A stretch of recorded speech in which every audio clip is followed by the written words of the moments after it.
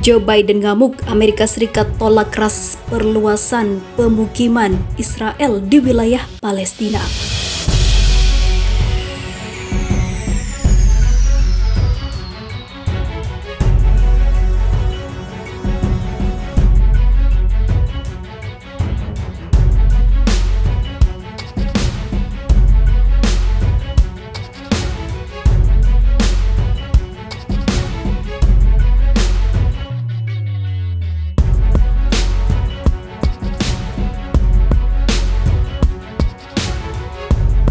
Duta Besar Amerika Serikat untuk Perserikatan Bangsa-Bangsa atau PBB Linda Thomas-Greenfield mengatakan kepada Dewan Keamanan PBB, pemukiman Israel di wilayah Palestina yang diduduki telah mencapai titik kritis.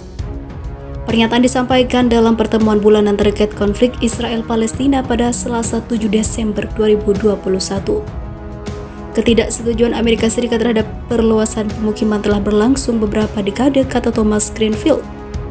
Ini bukan hal baru bagi kami, tetapi praktik tersebut telah mencapai titik kritis dan sekarang bahkan merusak kelangsungan solusi dua negara yang dirundingkan, ujar pejabat berusia 69 tahun tersebut. Dilansir dari Middle East Monitor pada Kamis 9 Desember 2021, Thomas Greenfield menjelaskan tentang pertemuannya dengan pejabat Palestina dan warga sipil. Ia mengatakan mendengar cerita tentang pemukiman Israel menyerang warga Palestina, menggeledah rumah dan menghancurkan properti di tepi barat. Dan ini adalah masalah yang saya diskusikan secara ekstensif dengan rekan-rekan Israel. Saya diberitahu beberapa banyak keluarga Palestina yang takut digusur dari rumah mereka karena hampir tidak mungkin untuk mendapatkan izin bangunan karena pemukiman berkembang, ujarnya. November lalu, otoritas Israel diketahui mengajukan rencana untuk sekitar 3.000 unit pemukiman di tepi barat yang diduduki. Namun, Presiden Amerika Serikat Joe Biden dengan tajam mengkritik mereka dan menolaknya.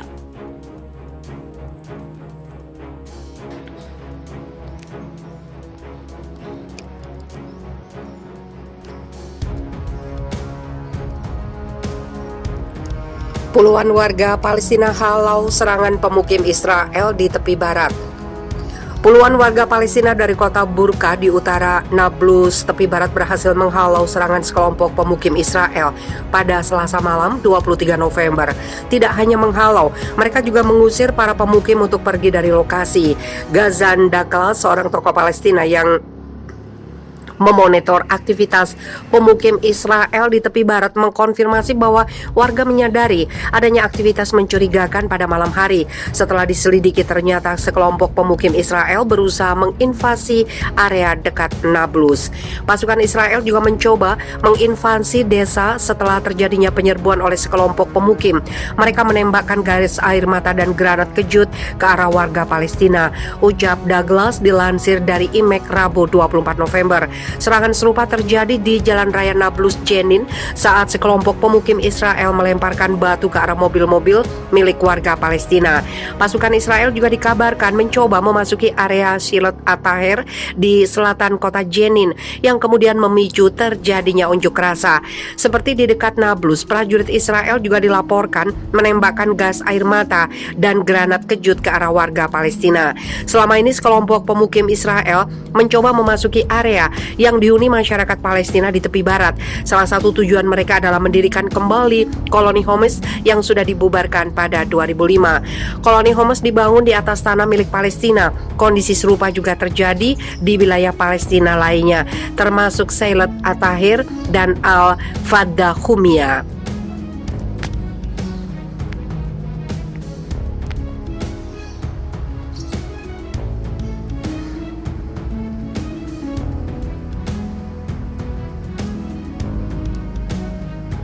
Pemukim ilegal Israel curi alat panen buah zaitun milik warga Palestina. Para pemukim Israel dilaporkan mencuri peralatan yang digunakan warga Palestina untuk memanen buah zaitun di kota Jalut, Nablus, Senin 25 Oktober. Kepada kantor berita Palestina Wafa, Ghazan Douglas yang mengawasi aktivitas pemukiman Israel di bagian utara tepi barat, mengatakan sekelompok pemukim menyelinap ke ladang pertanian Jalut dan mencuri peralatan yang digunakan untuk panen buah zaitun. Para pemukim itu berasal dari pemukiman khusus Yahudi Ahia yang berada tidak jauh dari Jalut. Menurut hukum internasional, pemukim Israel di wilayah Palestina adalah ilegal. Al Jazeera menyebutkan sekitar 600.000 sampai 750 pemukim Israel tinggal di 250 lebih pemukiman ilegal di wilayah Palestina. Pasukan Israel di wilayah pendudukan tidak memberikan akses kepada para petani Palestina untuk mendatangi ladang zaitun dengan alasan mereka tidak berkoordinasi dengan militer Israel. Wafa melaporkan para pemukim Israel telah meningkatkan serangan mereka terhadap warga Palestina yang ingin memanen buah zaitun di Nablus.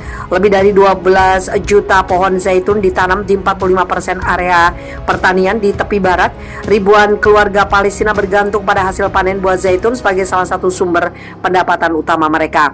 Menurut kantor koordinator urusan kemanusiaan Perserikatan Bangsa-Bangsa, industri minyak zaitun menopang kehidupan 100.000 keluarga lebih, mencapai seperempat dari pendapatan kotor sektor pertanian di wilayah Palestina yang berada di bawah pendudukan Israel. Tapi bagi warga Palestina, pohon zaitun lebih dari sekedar sumber penghasilan. Pohon itu juga yang menghubungkan mereka dengan tanah mereka.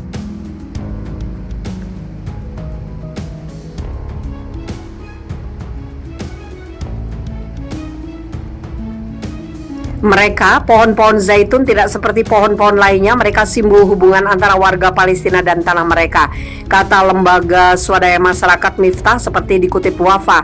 Karena pohon itu tahan kekeringan dan tumbuh di bawah kondisi tanah yang buruk, mereka mewakili perlawanan dan ketegaran warga Palestina. Kekerasan yang dilakukan pemukim Israel terhadap warga Palestina dan harta benda mereka kerap terjadi di tepi barat, namun pelaku jarang didakwa oleh pihak berwenang Israel. Menurut organisasi HAM Israel B'Tselem, kekerasan yang dilakukan pemukim dan kadang warga sipil Israel lainnya terhadap warga Palestina telah lama menjadi bagian dari kehidupan di bawah pendudukan di tepi barat. Tindakan itu mulai dari memblokir jalan, melempari batu ke mobil dan rumah, menyerbu kampung dan lahan pertanian, membakar ladang dan rumpun pohon zaitun, merusak hasil panen hingga menyerang secara fisik, kadang sampai melempar koktail molotov atau menggunakan peluru tajam, kata B'Tselem dalam laman webnya. Mengutip hasil laporan peninjauan kembali selama 10 tahun yang dilakukan organisasi HAM Yesdin dipublikasikan, B'Tselem mengatakan sekitar 85% penyelidikan dalam kasus kekerasan dilakukan pemukim Israel berujung tanpa adanya tindakan. Presentase laporan kepolisian yang dilayangkan warga Palestina akhirnya berujung pada vonis bersalah hanya sebesar 1,9%. Karena kesia-siaan upaya ini, banyak warga Palestina akhirnya memilih tidak membuat aduan, kata B'Tselem.